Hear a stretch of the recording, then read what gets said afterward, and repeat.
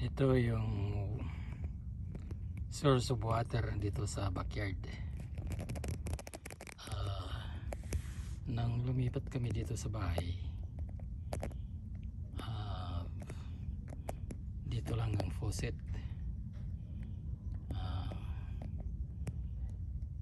Tapos nung pinagawa itong retaining wall dyan, yan, nagpalagay ako ng tubo papunta dito. Yan, yung tubo na yan maliit. Tapos ang ginawa ko, yan, in-install ko yan hanggang sa paligid, hanggang doon sa paligid. Tapos ito rin dito sa left side, naglagay din ako ng pipe doon. Madali naman mag-install ng PVC, saka mura lang. Meron ka lang glue. Kaya ito, bago tapos ng end of the day, kailangan i-close para to avoid kung may nag-leak habang natutulog ka. Nangyari na yun. Bayad ka ng maraming tubig.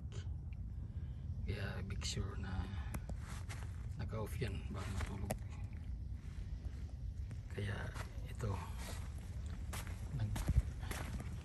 yan ang isang faucet. Nagyan ko ng isang faucet dito para sa side na ito.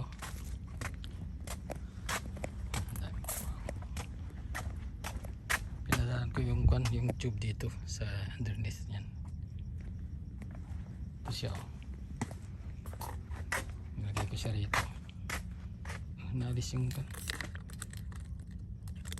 nilagay ko siya rito. Pinatakbo ko yung pipe dun hanggang rito. Tapos nilagyan ko rin siya ng pipe dun sa taas. Yun, yan o, pinadaan ko siya dyan doon. Kaya kung may mga plants dyan sa taas, ginagamit ko yung hose doon. Ito. Tapos ito, pinatakbo ko rin ito underneath dito sa green, papunta sa harap, papunta doon sa harap. Kaya yun ang ginagamit ko doon sa magdilig sa front yard.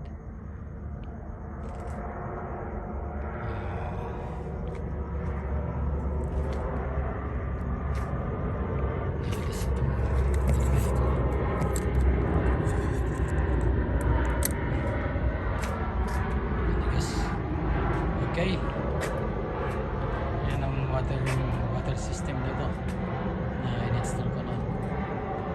Sa kabila, tignan natin sa kabila yung in-install ko rin doon na galing sa main.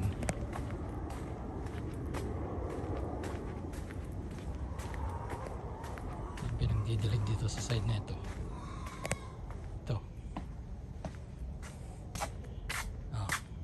May reel to.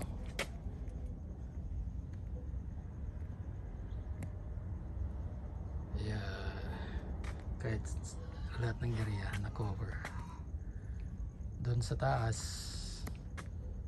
may pandilig din ako sa taas doon sa slope.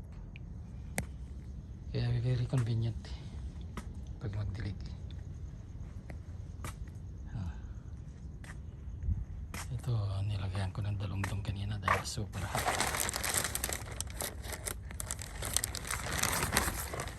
Dalungdong ito kanina. Ito yung talong, hindi na sobrang init, hinalis.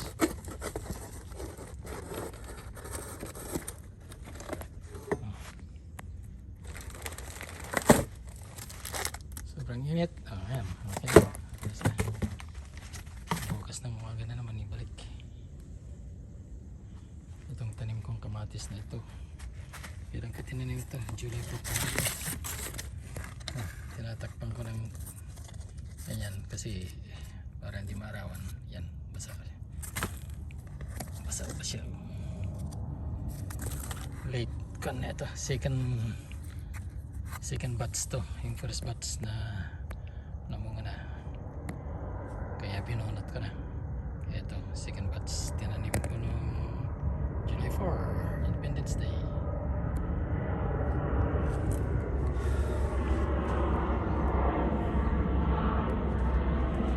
Ang kamuti. Nag-iingat ata ako. Bakit? Hindi ata magandang itanim yung kan. Tinanim ko yung kamuti mismo yung lagay ko dyan eh. Mas maganda ata yung tangkay itanim.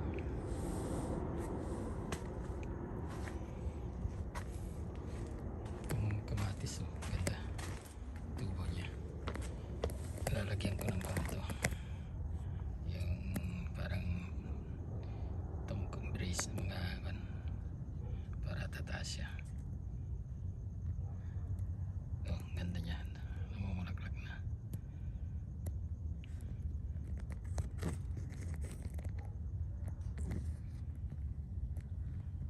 Ay, maraming bulaklak, maraming kan sa loob oh. Ang daming kumpok-kumpok. Ilan yan? 2, 4, 6 1, 2, 3, 4 ang daming 6 ba yun? 8, 2, 4, 6 8 sa isang tangkay. Ito 3 so far. Yun ganda, may ang ganda kung may tanim ka pag namunga. Feels good. Ay, happiness ng retiree. Itong dito nabubuha na rin sili. May bunga 1, 2, 3 pasilip-silip. Excuse me ha. Naninilip ako. Excuse me. Okay. Tatlo binili kong namumulaklak na. Ito naman yung labuyo. Labuyo. Ito yung labuyo na last year pa ito. Tigas pa rin ang bunga. Pero hindi na maganda gaano. Pero all year round namumunga ito kahit na winter.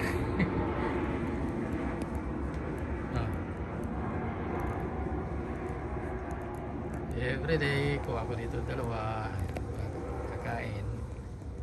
Sarap ikain pag may sili.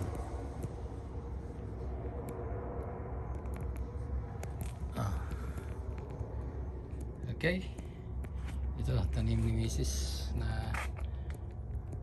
mabubuti pa siya, nakakapatubo ng kamote. Yan, kamote. Yan, patatanim yung kahapon nata. Yan, tapos ito tumatubo na rin oh.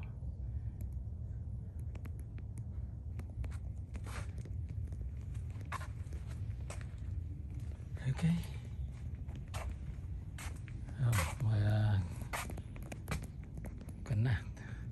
Hapon na, magkagabi na. Sunset, almost sunset. Anong oras na ba ngayon? Yeah, almost sunset now.